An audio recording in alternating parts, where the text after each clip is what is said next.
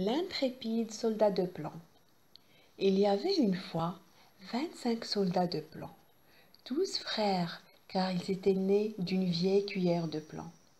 L'arme au bras, l'œil fixe, l'uniforme rouge et bleu, quelle fière mine ils avaient tous. La première chose qu'ils entendirent en ce monde, quand fut enlevé le couvercle de la boîte qui le renfermait, ce fut ce cri « Des soldats de plomb !» que poussait un petit garçon en battant des mains. On les lui avait donnés en cadeau pour sa fête, et il s'amusait à les ranger sur la table. Tous les soldats se ressemblaient parfaitement, à l'exception d'un seul, qui n'avait qu'une jambe. On l'avait jeté dans le moule en dernier, et il ne restait pas assez de plomb. Cependant, il se tenait aussi ferme sur cette jambe que les autres sur deux. Et c'est lui, précisément, qu'il nous importe de connaître. Sur la table où étaient rangés nos soldats, il se trouvait beaucoup d'autres joujoux. Mais ce qu'il y avait de plus curieux, c'était un charmant château de papier. À travers les petites fenêtres, on pouvait voir jusque dans le salon.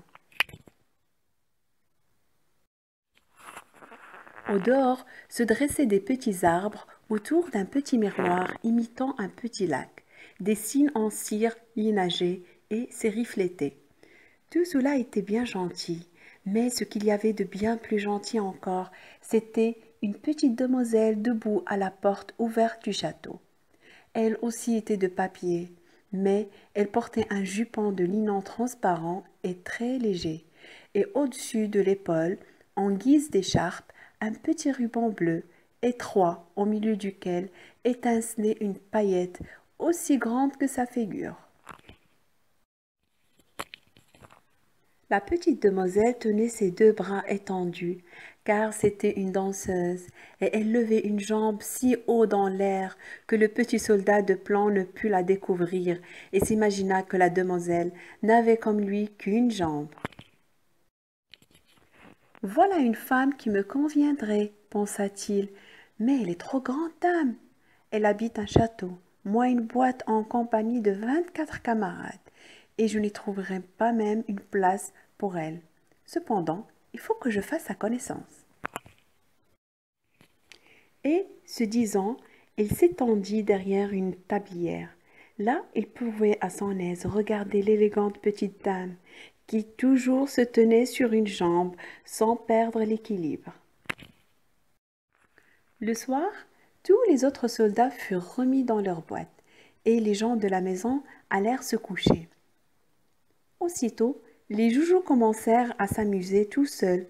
D'abord, ils jouèrent à câlin-maillard, puis ils se firent la guerre. Enfin, ils donnèrent un bal.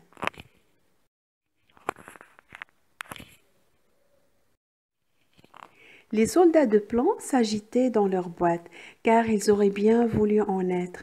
Mais comment soulever le couvercle?